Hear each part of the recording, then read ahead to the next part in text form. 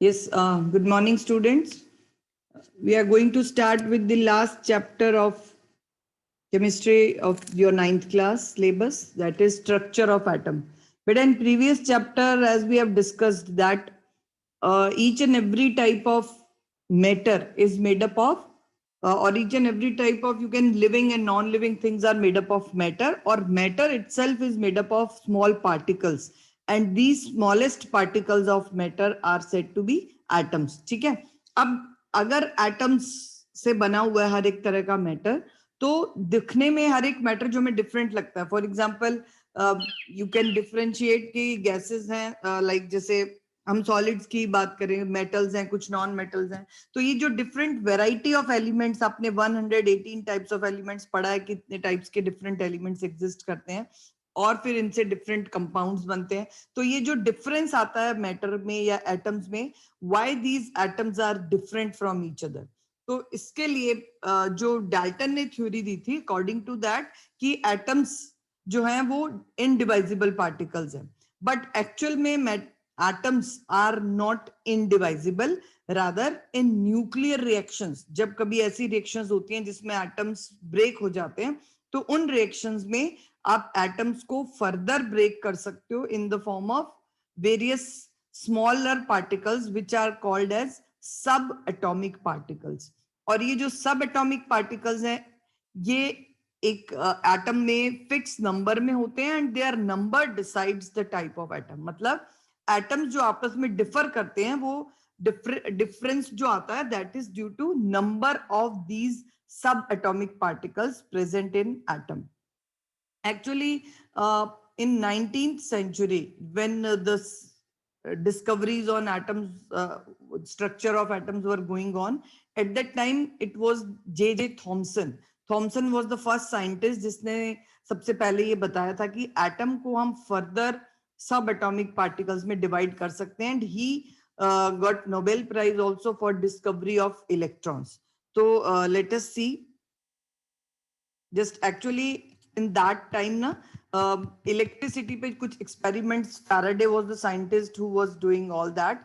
तो उसने कुछ आपने छोटी छोटी एक्टिविटीज लोअर 8th क्लास में भी पढ़ी हैं कि when you rub, you can say, dry comb with your dry hair, and when you take this comb near small bits of paper, and you can find that these bits of papers getting attracted. Okay, तो उस case में ये चीजें जो थी, just wait a minute, have a look at this activity. Comb dry hair. Does the comb then attract small pieces of paper, or you can rub a glass rod with a silk cloth and then bring the rod near an inflated balloon. तो इन दोनों ही cases में बेटा observe करते हो आप कि attraction होगा, मतलब जो ग्लास रॉड है या कोम्ब है, that will attract these अनचार्ज particles. ठीक है, तो ये जो अट्रैक्शन आता है, दैट इज बिकॉज ऑफ, इसको हम एक टर्म देते हैं, that is due to static electricity. That means when we rub things with each other, दो चीजों को आप एक दूसरे के अगेंस्ट रब करते हो, तो स्टैटिक इलेक्ट्रिसिटी प्रोड्यूस होती है. और ये स्टैटिक इलेक्ट्रिसिटी आपने ऑब्जर्व किया होगा भी, राइट नाउ विंटर्स में भी जब ड्राई रहता है वेदर, तो आपकी स्किन जब रब होती है ब्लैंकेट्स के against, then you can see small sparking. Sparking से आप जो देखते हो, that is also electricity, static electricity. जो इलेक्ट्रिसिटी है, ये रबिंग पे क्यों प्रोड्यूस होती है, तो इसके लिए साइंटिस्ट ने एक एक्सप्लेनेशन दिया कि इलेक्ट्रॉन्स का ट्रांसफर होता है एक मटेरियल से दूसरे मटेरियल में. तो this electronic transfer, actually electron term जो आया वो बाद में आया था. उससे पहले फैराडे ने ये स्टैटिक इलेक्ट्रिसिटी जो है फिनोमिना, इसको डिस्कवर किया. और उसके बाद थॉमसन और फैराडे दोनों के एक्सपेरिमेंट्स चल रहे थे इससे रिलेटेड, कि from where this electricity is actually produce, कि वो कहां से आती है ऐसे चार्जेस पार्टिकल्स के अंदर. और उस टाइम पे अराउंड 1906 में J Thomson was the first one who performed an experiment. वो एक्सपेरिमेंट वैसे आपको सिलेबस में नहीं है, बट थोड़ा सा आपको आइडिया दे देती हूँ मैं कि उस एक्सपेरिमेंट में एक्चुअली एक, you can say, just wait a minute, एक कैथोड रे ट्यूब,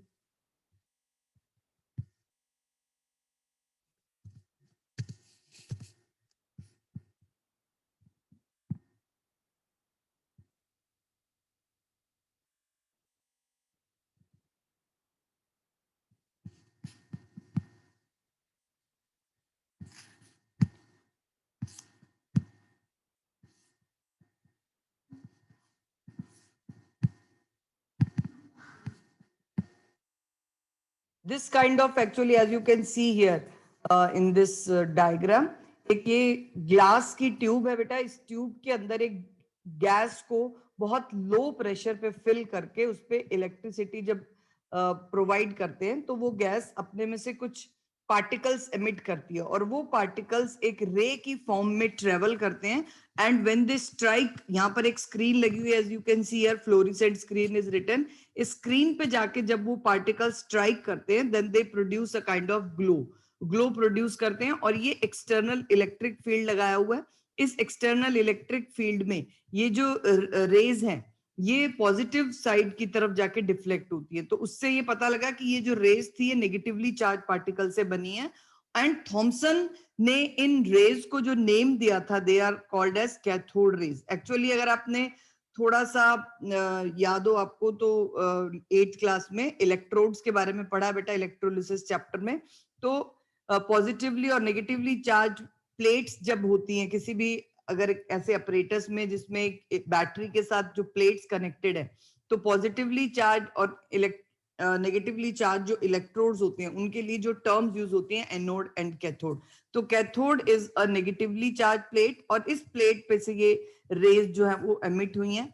तो जो कैथोड यहाँ पर जिस मटेरियल का लिया है that material itself produces that kind of rays. ठीक है, तो इसलिए इन रेज को नेम दिया गया cathode rays. And cathode rays are made up of negatively charge particles और वो अट्रैक्ट होती है टुवर्ड्स पॉजिटिवली चार्ज प्लेट्स और इसलिए एनोड की तरफ ट्रेवल करते हुए यहां से फिर इस स्क्रीन पे जाके जब स्ट्राइक करती हैं तो इस तरह के ग्लो प्रोड्यूस होते हैं. जैसे आप ये पॉइंटर का एक ग्लो देख रहे हो, इसी तरह के ग्लो बार बार प्रोड्यूस हुए थे इस एक्सपेरिमेंट में. And from those rays further experiments were carried out by Thomson और उससे उसको ये पता चला कि ये जो रेज हैं they are made up of negatively charged particles and he named these negatively charged particles as electrons.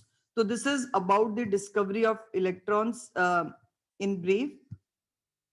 ठीक है, तो electrons were discovered by Thomson in cathode ray experiment इसको हम बोलते हैं. और इसमें एक गैस को ग्लास ट्यूब में लो टेम्परेचर पे, बहुत ही लो प्रेशर पे फिल करके उस पे हाई इलेक्ट्रिसिटी पास करके उस गैस को, उसके पार्टिकल्स को मतलब ब्रेक डाउन किया गया. और पार्टिकल्स मतलब एटम्स जो है when they break out they release electrons और ये इलेक्ट्रॉन्स फिर रेज की फॉर्म में ट्रेवल कर रहे थे. और इन रेज को जब ऑब्जर्व किया गया उसका नेचर, तो these were made up of certain negatively charge particles named electron. और इसी टाइम पे दूसरा एक और साइंटिस्ट था, as you can see here, underline कर लेना बेटा ये names of scientist. Electrons were identified by J Thomson और उसी से 4-5 इयर्स पहले एक और साइंटिस्ट था अर्नेस्ट गोल्डस्टीन, गोल्डस्टीन. उसने 1886 में इसी तरह की एक डिस्चार्ज ट्यूब के अंदर एक और डिफरेंट टाइप की रेडिएशंस को नोटिस किया और उस रेडिएशंस को उसने नेम दिया था कैनल रेज. कैनल रेज जो थी वो एक्सटर्नल इलेक्ट्रिक फील्ड में नेगेटिव प्लेट की तरफ अट्रैक्ट हुई. मतलब नेगेटिव प्लेट की तरफ अट्रैक्ट होंगी तो इट मींस वो खुद पॉजिटिवली चार्ज है. तो ये कैनल रेज जो थी they were made up of positively charge particles और उन पार्टिकल्स को लेटर जो नेम दिया गया that name was given by Goldstein as protons. तो इन डिस्चार्ज ट्यूब्स के अंदर दो तरह की रेज डिस्कवर हुई. कैथोड रेज डिस्कवर की थी जे थॉमसन ने which were made up of negatively charged particles और जो खुद एक्सटर्नल पॉजिटिव फील्ड में पॉजिटिव प्लेट की तरफ अट्रैक्ट होती है. तो इसलिए उनको नेम दिया कैथोड रेज. और दूसरी रेज जो गोल्डस्टीन ने ऑब्जर्व की थी they were named as canal rays and actually they were originated from जो गैस वहां पे फिल हुई थी उससे ओरिजिनेट होके नेगेटिव प्लेट की तरफ अट्रैक्ट होती है. मतलब दोनों का जो मूवमेंट था वो ऑपोजिट डायरेक्शन में था. कैथोड रेज नेगेटिव से स्टार्ट होके पॉजिटिव की तरफ जा रही थी और ये पॉजिटिव से स्टार्ट होके नेगेटिव प्लेट की तरफ आ रही थी. तो दोनों जो रेज थी ये दोनों डिफरेंट टाइप के पार्टिकल से बनी है. Cathode rays are made up of electrons and canal rays, इनको एनोड रेज भी कहते हैं. एनोड रेज और canal rays are made up of positively charge particles. तो ये दो पार्टिकल्स इस गैस डिस्चार्ज ट्यूब एक्सपेरिमेंट कहते हैं इसको, इसके थ्रू डिस्कवर हुई.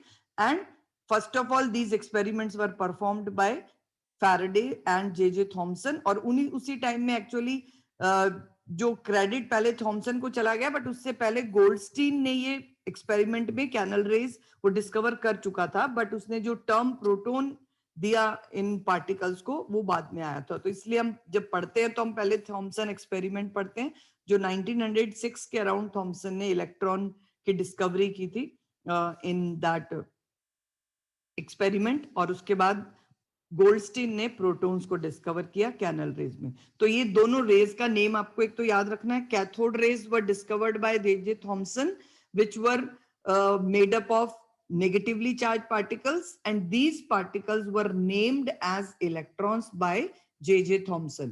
बुक पे आप नोट करके रख सकते हो।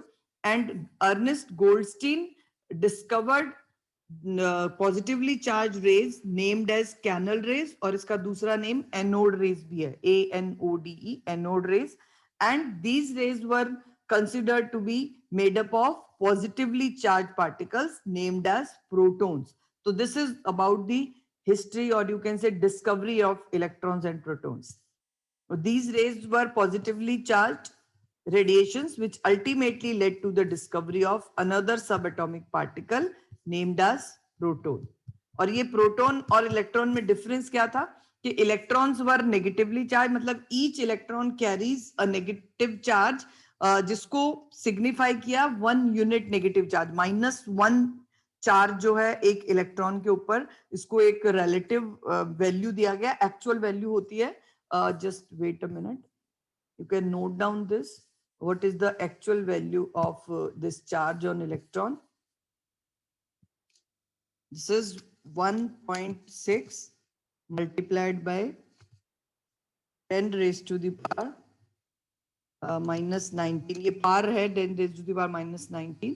तो this is the charge, negative में होता है ये चार्ज इलेक्ट्रॉन पर, आगे माइनस साइन के साथ, और इसकी यूनिट होती है चार्ज की कूलम्स, कैपिटल C लिखते हैं। वैसे ये पूरी एग्जैक्ट वैल्यू आपको अभी सिलेबस में नहीं है, you will come to know about this in class 11th, but थोड़ा सा आइडिया अगर आप रखना चाहते हो कि एक इलेक्ट्रॉन पे जो चार्ज होता है, electrons are negatively charge particle, and each electron carries this amount of charge, -1.6 multiplied by 10 raised to the power -19 coulombs, and this value is actually called as 1 unit charge. हम हर एक electron पे कहते हैं कि इस पे -1 चार्ज होता है, and similar charge is carried by proton also, but this is in positive value.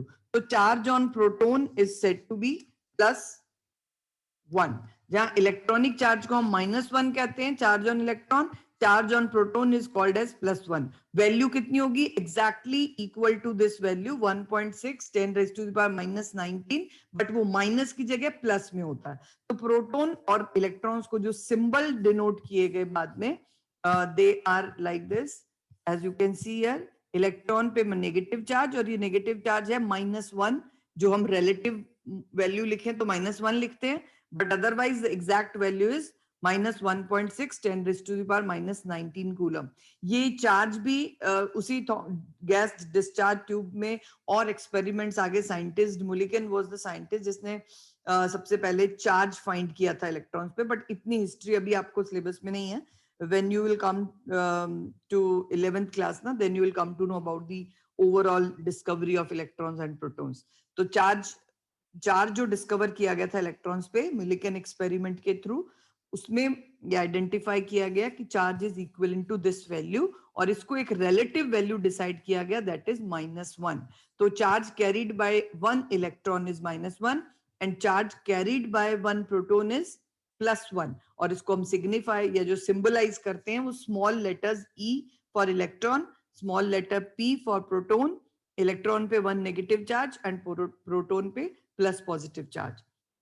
अब दूसरी चीज है कि ये पार्टिकल्स का मास भी होगा, ये भी उन्हीं एक्सपेरिमेंट्स के थ्रू फाइंड किया गया, and it was actually determined that electrons are considered to be as massless particles, मतलब जो इलेक्ट्रॉन्स का मास है वो बहुत ही कम था, बट प्रोटॉन्स का जो मास है वो इलेक्ट्रॉन से एग्जैक्ट मतलब एग्जैक्टली 1836 टाइम्स है, जिसको अप्रोक्सीमेटली अगर हम कहें तो 2000 टाइम्स हेवियर थे।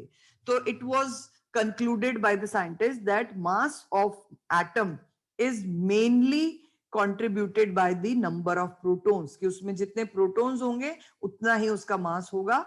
Electrons, because they are very less in mass. Actually अगर आप देखो तो 9.1 multiplied by 10 raised to the power minus 31 gram kilogram जो होता है वो इलेक्ट्रॉन्स का मास होता है. इतना कम मास, इसको हम कंसीडर केमिस्ट्री में इलेक्ट्रॉन्स को मासलेस पार्टिकल्स कंसीडर किया गया है. And protons have mass approximately 2000 times heavier as compare to one electron. तो एक प्रोटॉन का जो मास है वो इलेक्ट्रॉन से 2000 टाइम्स ज्यादा है. तो एटम के टोटल मास को प्रोटॉन्स का मास कंट्रीब्यूट करता है, इलेक्ट्रॉन्स का नहीं.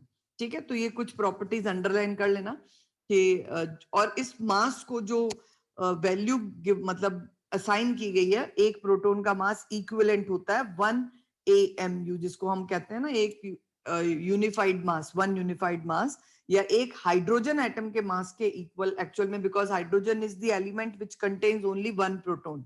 ठीक है, तो इसीलिए हाइड्रोजन के मास को 1 प्रोटॉन के मास के इक्विवेलेंट माना गया. That is 1.006 U.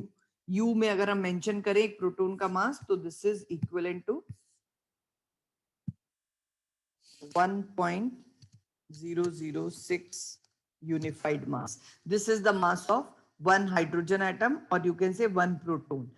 ठीक है, तो mass of one proton is 1.006 U, but it is taken for you can say, अगर हम इसको simplified form में लिखते हैं, then it will be taken as 1 U, जिसको आप पढ़ चुके हो पिछले चैप्टर में.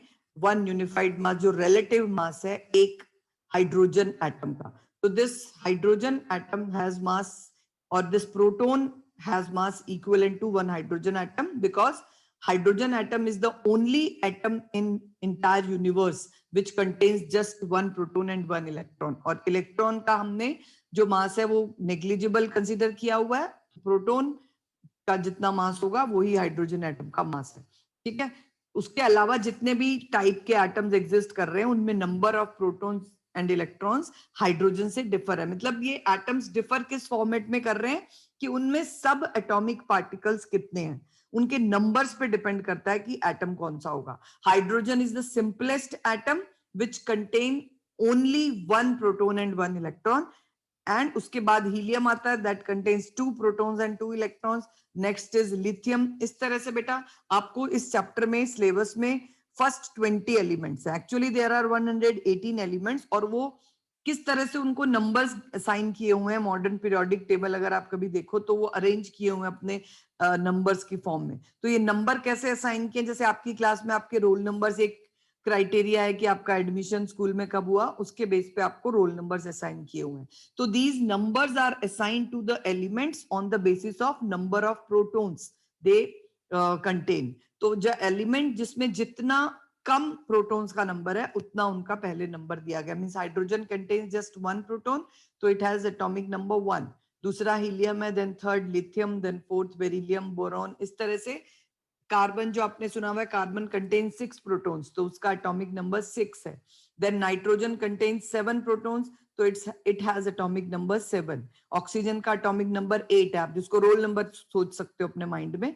तो these numbers are dependent on the number of protons which an atom carries. अब एक एटम जो है न्यूट्रल है, भी आपने पढ़ा है कि एटम्स आर ऑलवेज न्यूट्रल. तो अब प्रोटॉन बिकॉज पॉजिटिवली चार्ज है, तो जितने प्रोटॉन्स एक एटम में होंगे उसको एग्जैक्टली न्यूट्रल करने के लिए उतने ही इलेक्ट्रॉन्स भी एटम्स में प्रेजेंट होते हैं. तो you can say that each and every atom is made up of further few smaller particles which are, अभी हमने ये दो डिस्कवरी देखी है, protons and electrons. You know that neutrons भी होते हैं, बट उसकी डिस्कवरी अभी इस टाइम पर नहीं हुई थी. न्यूट्रॉन्स वर डिस्कवर्ड लेटर इन 1936. ये जो एक्सपेरिमेंट्स हुए हैं ये 1900 सेंचुरी के स्टार्टिंग में 1906 तक हो गई थी. तो अप टू दैट 30 इयर्स तक साइंटिस्ट यही बिलीव करते रहे कि एटम के अंदर 2 ही सब एटॉमिक पार्टिकल्स हैं जिनको नेम दिया गया फंडामेंटल पार्टिकल्स. की ये कंपल्सरी है कि हर एक एटम ये 2 पार्टिकल्स अपने अंदर रखेगा. Means atom will be made up of these 2 fundamental particles named as electrons and protons, and each atom will have a fixed number of protons and electrons and they will be equal to each other. Means जितने protons हैं उतने ही electron होंगे. ठीक है, और ये भी हमने अभी देख लिया कि इलेक्ट्रॉन मासलेस पार्टिकल है. प्रोटॉन्स का जो मास है वो एग्जैक्टली इलेक्ट्रॉन से 2000 टाइम्स हेवियर है और एग्जैक्टली उसको जो वैल्यू दी गई है वो 1 यूनिफाइड मास के इक्वल वैल्यू होती है एक प्रोटॉन की. ठीक है, एंड जितने प्रोटॉन्स एक एटम में बढ़ते जाएंगे उतना उसका मास बढ़ता जाएगा. तो लाइटेस्ट एलिमेंट या lightest atom on earth is hydrogen with mass 1u. But अब एक आपको चीज मैंने बताई कि carbon it contains 6 protons, nitrogen contains 7 protons. ठीक है, ऑक्सीजन कंटेन्स 8 प्रोटॉन्स. तो इनके जो मासेस हैं वो भी 6, 7, 8 रेस्पेक्टिवली होने चाहिए थे. बट मासेस कितने आपने पढ़ा है, कार्बन का मास 12 है, नाइट्रोजन का 14 है, ऑक्सीजन का 16 है. तो मासेस जब देखा साइंटिस्ट ने कि ये जितने प्रोटॉन्स हैं उससे डबल आ रहे हैं except that of hydrogen. Helium का भी जो 2 एटॉमिक नंबर है, मतलब helium contains 2 protons but it has mass 4. तो ये मासेस डबल क्यों आ रहे थे, इसके लिए 1932 में एक साइंटिस्ट था दैट नेम्ड एज चार्डविक. उसने कुछ एक्सपेरिमेंट्स करके एक और डिफरेंट टाइप की रेज ऑब्जर्व की अपने एक्सपेरिमेंट्स में. Those raise were made up of neutral particles, मतलब वो इलेक्ट्रिक फील्ड में किसी भी प्लेट की तरफ अट्रैक्ट नहीं हुए, rather they were made up of neutral particles. और उसने उन न्यूट्रल पार्टिकल्स को नेम दिया था न्यूट्रॉन्स. और न्यूट्रॉन्स का जो मास होता है वो एग्जैक्टली प्रोटॉन के इक्वल होता है. तो इसलिए एक एटम में प्रोटॉन्स और न्यूट्रॉन्स दोनों मिलकर के उसका मास डिसाइड करते हैं. But hydrogen is the only element on earth which does not have any neutron. तो इसलिए इसका मास एग्जैक्टली प्रोटॉन के इक्वल आया था. बट जो हाइड्रोजन के बाकी आइसोटॉप्स हैं उनमें न्यूट्रॉन्स होते हैं. तो इसलिए हाइड्रोजन के 3 डिफरेंट टाइप के एटम्स एग्जिस्ट करते हैं. That will discuss later in this chapter. अभी आज हम सिर्फ सब एटॉमिक पार्टिकल्स पे ही मतलब जो डिस्कवरी है वही हम पढ़ रहे हैं. अभी चार्डविक का न्यूट्रॉन डिस्कवरी चैप्टर में बाद में है. उससे पहले आपको चैप्टर में जो है लाइक हाउ दीज सब atomic particles are arranged in atom, कि किस तरह से अरेंज. हमने ये तो देख लिया कि इलेक्ट्रॉन्स भी हैं एटम में, प्रोटॉन्स भी हैं, बट कहाँ कहाँ पे कौन सी चीज प्रेजेंट है, स्ट्रक्चर क्या है एटम की, that is the main part of this chapter. ठीक है, तो बिफोर दैट जस्ट वेट.